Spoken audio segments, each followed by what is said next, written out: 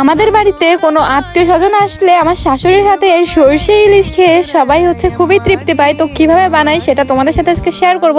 তো প্রথমেই হচ্ছে আমরা একটা মিডিয়াম সাইজের ইলিশ মাছ নিয়েছিলাম, নিয়ে ভালোভাবে পরিষ্কার করতেছি। মা এদিকে হচ্ছে ব্লেন্ডার করে নিচ্ছে অনেকগুলো সরষে আর হচ্ছে ঝাল, শুকনো ঝাল আর কাঁচা ঝাল একসাথে দিছে, দিয়ে লবণ দিয়ে ব্লেন্ডার করেছে। আর তারপর মশলাটা রেডি হয়ে গেলে তারপর হচ্ছে মাছের ভিতর লবণ, হলুদ, তারপরে দুটো তেজপাতা আর যে মশলাটা করা হয়েছিল সেটা এখন দিয়ে দিচ্ছে। এখন ভালো করে এটা হচ্ছে মেশাতে হবে। তার আগে হচ্ছে সরষের তেল একটু বেশি পরিমাণে দিতে হবে, দিয়ে তো মোটামুটি মাখানো শেষ। এভাবে 10 মিনিট রেখে দিতে হবে, রেখে দিলে সব থেকে বেশি ভালো হবে, রেখে না দিলেও সমস্যা নেই।